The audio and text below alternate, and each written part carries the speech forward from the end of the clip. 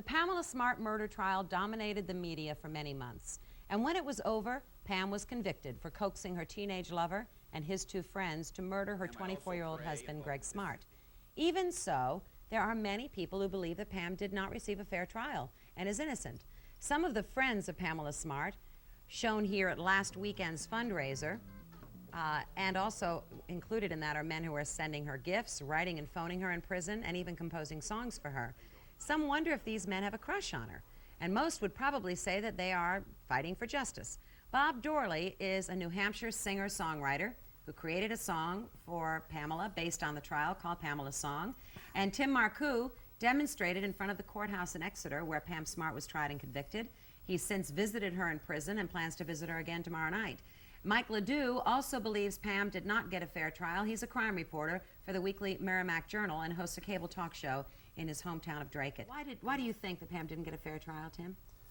The media really condemned her. I'm not saying all the media, but a lot of it condemned her. She was never presumed innocent from the very beginning, and that's how I got involved in it. I saw this was happening, and I went down to the courthouse and held up a sign that said, "In America, you are innocent until proven guilty in a fair trial." Yes. But she has, in fact, been proven guilty. She was sentenced. So that doesn't change your point of view at all? Juries make mistakes. Judges make mistakes. That's why we have the appeal process. What was it like when you first had an encounter with Pam? She was in the holding cell during the trial, is that right? She said, "Thank you very much for supporting me, and I would like to know if you would like to visit me so we could talk more about this in prison." I said, are you convinced of her innocence? at the beginning, I wasn't sure. You know, I'm sure now that she is innocent of what she's been accused of. Talking to her mother, her friends, and relatives, there's no way she had anything to do with this. Are you doing this because you believe there's been an injustice done, or do you also have a crush on her? I don't have a crush on her. I am very concerned with her. Okay. And let's talk to you, Mike. You've been corresponding with her, right? That's right. What's the tone of the letters? I mean, what kinds of things does Pam tell you? She tells me, and I'm sure like in every letter, she tells how she really appreciates your support that you do, and she really enjoys you writing to her. She just likes to hear from you and likes to know that you're there, you know, to be behind her and stand by her. Did you cover this as a crime reporter? And the only thing I have covered was the picnic, which was last Saturday. Over 300 people did show up, all supporters. People were there from all over. What is your point of view on this whole thing? I believe that she is innocent. Give us a specific on not receiving a fair trial. What do you mean? The media coverage beforehand is one. That trial should not have been held where it was. And at the time, it should not have been held at that same time. It should have been delayed, should have been moved out of that area.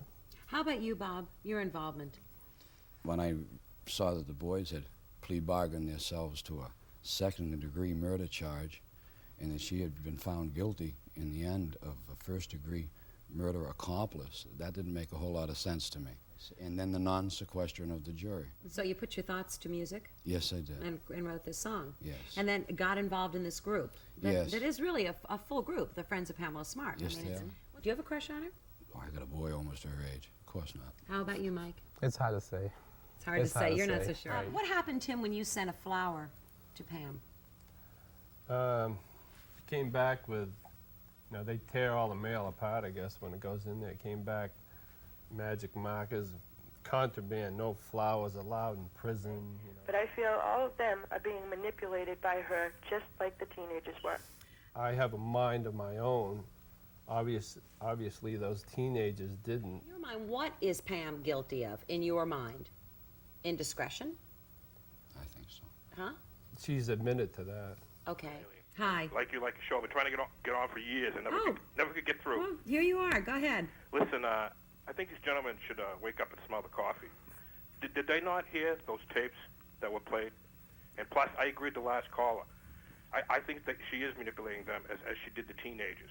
And the only thing I think that the judge did wrong was not sequestering the jury, but I believe she did get a fair trial. And if she does get a new trial, which I hope she doesn't, I swear she'll get reconvicted all over again. And what does that do to you if that happens on appeal? Well, you don't have to be a semantics expert to see those tapes could be interpreted many different ways. There are garbled tapes, you know, and I choose to believe Pam was trying to get information from Cecilia Pierce. You're shaking your head. Right. There's nothing on those tapes that she admits to. There's nothing on the tapes. You know, first of all, the tapes, I don't like the idea, the way, how they were done and how the police obtained the conversation.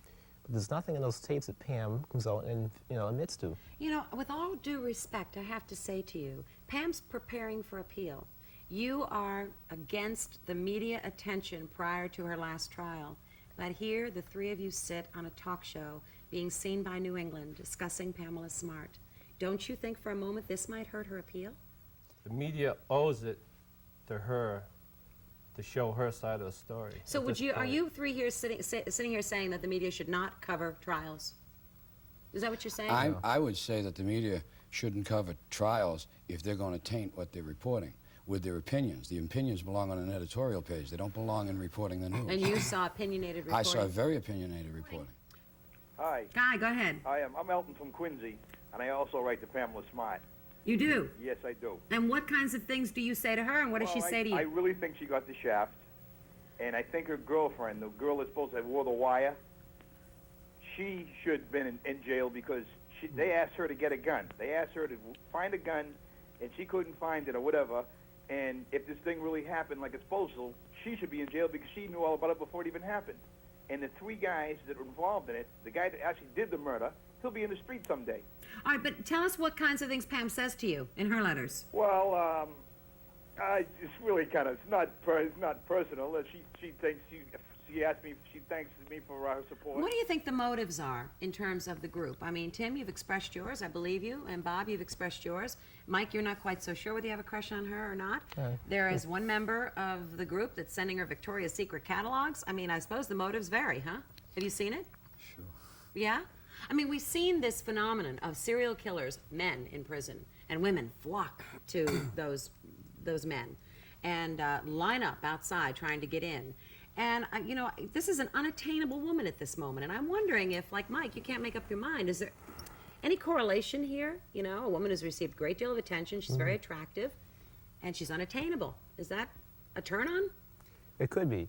But, you know, if people are out there and they would stick up for anybody, and here's a good example. In my case, it just happens to be the first person I've stuck up for because first time I've seen injustice. If this happens again next year to another person, I'll be there. I'm wondering if there are any women out there who are writing to Pam. Are there women that have formed a group as well or are part of it? I think there's just as many women as men that support Pam. I'm sure of it. Any of those women members of the Friends of Pam Smart organization? Oh, yeah. Yeah? Okay. Another call. Good morning. Good morning, Eileen. Go right ahead. I also visited the cookout last Saturday. Pardon me? I also went to the cookout last Oh, Saturday. you did? Okay. There was a few bad, drive-bys, but that was it. Was this cookout designed to raise funds to help in the defense? To raise fund and show support, thoughts and prayers. And her family was there? Yes. And is her family, I would imagine, pretty grateful for the support, huh? Yes. It's being shown. So have you written to her? Yes, I also correspond with her. Do you? And she always answers your letters? Yes, she does. And thanks you for support, huh? Yes. Okay, thanks for the call. Let's take another. Good morning. Good morning, Eileen. Good. Go ahead. Hi, my name is Pam, and I'm calling from Manchester, New Hampshire, and I'm just calling to tell you that the media exposure up here, you couldn't go anywhere out of your own house, even in your own house, without knowing about the Pamela Smart case. And what do you think that did? I think that poor girl did not have a chance when she walked into that courtroom. By not sequestering that jewelry, there is no way that you can be tried in the same county where you live and where you work and expect to get a fair trial. There was no way they could go home and not discuss the case. Is that what you're saying? Or hear something? In my opinion. I mean, I'm sure they're very nice people, and I'm not saying there was any kind of, infractions on them. I'm against what these guys are doing. If she had nothing to do with it, that Greggory Smart would still be dead. I think everybody saw Bill Flynn during the trial as being an innocent, sweet little boy. But I don't think people knew about his past history. You know, this is a boy that knew where in the city to go down and buy drugs, stole cars. You know, he had a past history. The police and other communities knew about this boy. So he's not, as far as I'm concerned, I think he was capable, of committing this kind of a crime all on his own.